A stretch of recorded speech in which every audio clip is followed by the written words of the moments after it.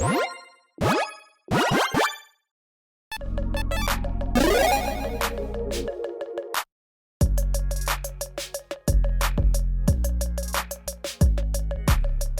everyone, Mitch coming in from the Commanders Corps studio. Welcome to the show.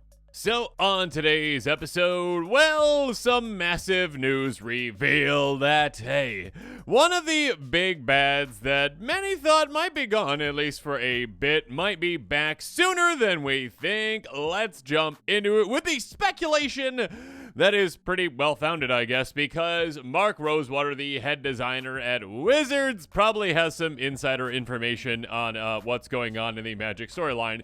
Because, yeah, they work on sets, like 2 to 3 years out, so one would think that this is probably pretty accurate. Here we go, Blogatog, Mark Rosewater's blog. Mark was asked, and I tend to try to highlight Mark's portion because it looks a bit, strange on this for whatever reason. They don't really, have them separated out. But Mark was asked by Mora Kolumpkin. Lumpin? No idea. Moro Kolumpkin. Nope. All right. How much of his power did Nicol Bolas lose when he was desparked?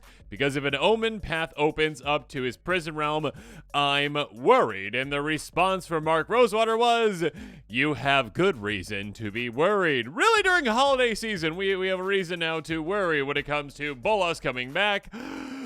Oh, no. Yeah, okay. So this is something that Nicol Bolas is like a love it or hate it kind of character in the Magic multiverse. Like, there does need to be some big bads out there, right? We have had kind of our fair share, though, over the years of Bolas, over the years of the Eldrazi, etc., the Phyrexians, of course. But now, Bolas has been gone for a decent amount of time. War of the Spark, was that 2021? Maybe 2020, 2021, somewhere around there. Anyways, Bolas has been gone for a little bit at the very least. And it seems like Bolas, again, was desparked, so no longer a planeswalker, no longer able to move from plane to plane to plane, but, hey, Magic storyline, taking away a lot of the planeswalker sparks, essentially, and then some paths opening up, now basically you don't have to be a planeswalker to get from path to path to path. That's not the phrase, but getting from basically the different multiverses, the different universes, etc. So being able to go from the prison realm where it was like, yeah, Bolas is there and can never escape. Well, here's a convenient way Bolas might be able to escape now. Oh my goodness. And again, how much power did he lose? Well, I am not a lore mage, but I did really quickly read the wiki to just get a little, update on what in the world happened again at the end of that, where, the War of the Spark ended, Bolas is in prison. How did that happen? Really quick at the very end of this, basically, Ugin was like, hey, Jace, can you make it look like Bolas is going away because we don't want him to actually die because he's escaped death before or something? Anyway, really quick. Ugin wrapped Bolas in his wings while traveling through the blind eternities, taking him to the meditation realm. Because Bolas lost his spark, he was grievously wounded, even with Ugin's protection, and it took him weeks before he regained consciousness and months to start recovering. Oh, poor Bolas. Oh, I'm injured. Oh, no.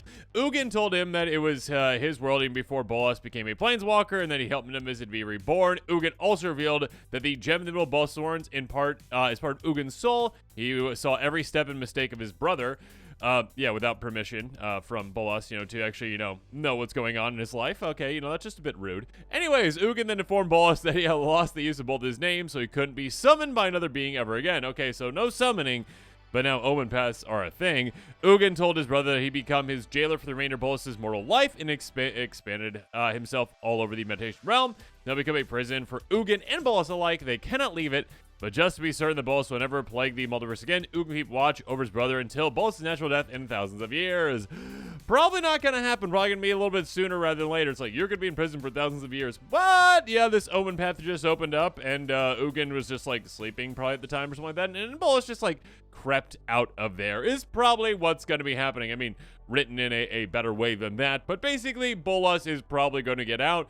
Now, what can we expect from a Bolas card? Because again, Bolas has been consistently in certain colors, but now kind of part of the meditation realm of Ugin, which is a bit colorless. And also we talked about the Nim Is It Reborn kind of aspect of that, which is all 5 colors. Well, let's quickly take a look at where Bolas has been, where designs around Bolas have been, and essentially where that could lead us when it comes to a future Bolas commander that we're going to be getting. That's probably going to be like the chase card of the set. That's going to be, oh, Bolas is back in a big, giant way. Of course, probably the most popular, it's got to be the most popular Nicol Bolas card in Commander, Nicol Bolas the Ravager. This is a brutal commander, 4/4 ETB, each opponent discards a card. You can also pay 7 mana to flip it over into a Planeswalker, and a lot of the Bolas Planeswalkers are somewhat similar. You see some keys in here where it's like a lot of value for me and a lot of downside for opponents. +2, draw 2, -3, 10 damage to creature Planeswalker, -4, cheat out a creature Planeswalker card from a graveyard on the battlefield under your control. So yeah, you can steal opponents if you need to. -12, get rid of basically someone's library except for the bottom card. Nicol Bolas the original, of course the Elder Dragon, 8 mana in total, 7/7 flying. The upkeep sacrifice, so you pay mana, yeah, okay. Whenever it deals combination opponent, the player discards their hand. Brutal. So again, discard a very consistent message between all these cards so far. Next up, Nicol Bolas, Dragon God. It's got all the abilities of all loyalty, Planeswalkers, that kind of stuff. +1, draw a card. Each opponent exiles a card from their hand or a opponent they control. So basically, again, benefit for me, downside for opponent. -3, simply destroy something. -8, each opponent doesn't control a ledger, creature, Planeswalker loses the game. Just, yeah, I win the game. I guess nothing in discard when it comes to this, but yeah, technically, like, exiling a card, you're going down to card advantage. Nicol Bolas, God Pharaoh. +2, target opponent exiles the top card of their library until they exile a non-land card. Until end of turn, you may cast it. So again, stealing your opponent's things in somewhat of a way. +1, each opponent exiles 2 cards to their hand. So again, card disadvantage. -4, 7 damage opponent, creature opponent controls. -12, exile each non-land permanent opponent's control. Brutal. Nicol Bolas, Planeswalker, of course, another one. +3, destroy target non-creature permanent. -2, gain control of target creature. -9, 7 damage target player. The player discards 7 cards, sacrifices 7 permanents. Again, big value for me, big downsides for opponents, either using their things or destroying their things. Nicol Bolas the Deceiver, +3, each opponent loses 3 life unless the player sacrifices a non-land permanent or discards a card.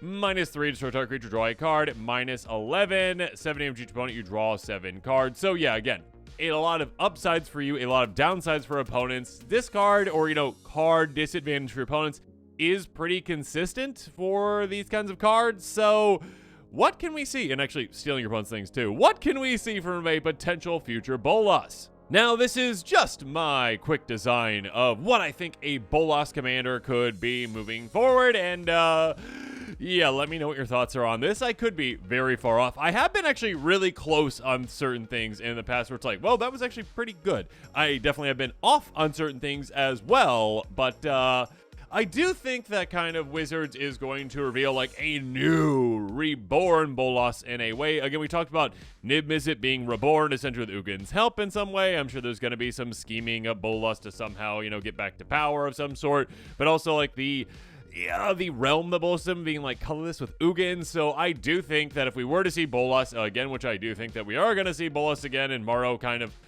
confirmed that, basically. I mean, I don't think Morrow would respond in that way where it's like, yeah, you should be scared of this or something like that, or you should be worried. If it was like, Bolas never showed up again. Bolas just retired and, yeah, just lived out the rest of mortal life in that realm.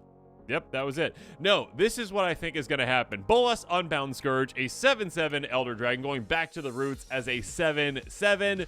Again, 3-shot KO. What commander started off as, essentially, again, right? 5 commanders, all of them Elder Dragons, 7 power, hitting 3 times, equals 21 commander damage. That opponent is gone. Yeah, that's kind of how that actually started. Regardless, for 6 mana in total, Wooburg plus a colorless, Cluebird? No, that doesn't have a term anyways. But yeah, basically, Wooburg plus a colorless. So yeah, when it comes to casting this, it's pretty intense to actually cast this. I think the only card that actually has... Let me know in the comments below, actually. I'm pretty sure one of the only cards maybe in the history of Magic that has this mana combination, which includes Wooburg as well as the colorless mana symbol, is like that Slivdrazi Monstrosity thing or whatever it is, like the playtest card that's a combination. But regardless, hard to cast, but when you get it out, my goodness, you're going to get some value out of this. Whenever an opponent discards a card, you may draw a card. So... yeah, a lot of value to be had for you right then and there. I think Geth's Grimoire is essentially the card that I thought about when it came to that. But basically, we have seen that before in the past as an effect, not on a commander, really, I don't believe. But yeah, being able to say, okay, again, disadvantage for my opponents. And again, there have been Bolas cards in the past that deal with discarding. an opponent's discard advantage, disadvantage their hands, and now you getting an advantage from that as well. You are going up on cards. On top of that, though, and maybe this is pushing things just a bit too far, and maybe an adjustment would need to be made, but again, I think they're going to make a big splash on this kind of a commander. Here we go. When an opponent casts a spell, you may cast up to one target card from that player's graveyard without paying its mana cost. Gross! Yes, okay, maybe I went a bit too far on that one, but again, I do think that if they do bring Bolas back, which I do think they will, they're going to go big, they're going to go splashy, they're going to say, okay, Bolas is now everything in Magic. Somehow Bolas gets even more power than Bolas had before, even though Bolas is desparked now or whatever. Don't know how Bolas got all that powerful, but apparently Bolas did. So yeah, being able to essentially say, okay, I can punish you by making it so that you lose cards and I go up cards. And then when you are using the cards that you still have left, guess what? I get to take advantage of those cards that you discarded too.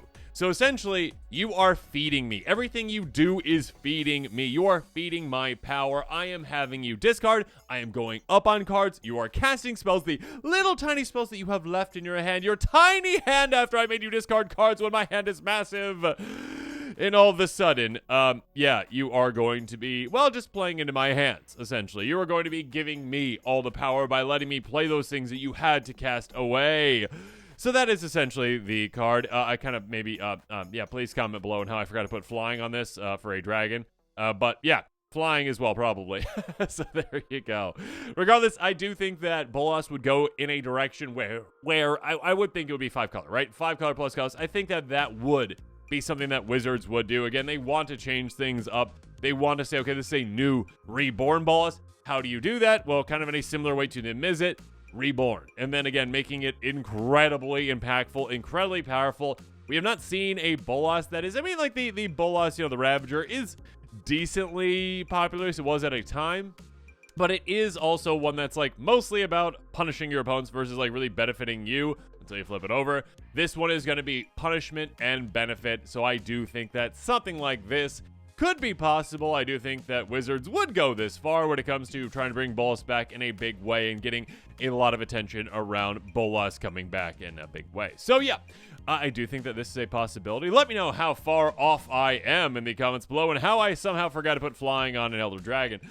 Let me know about that. And with that, this episode is coming to a close. Make sure you comment below with your thoughts on this one. And of course, as always, thanks again and have a good one.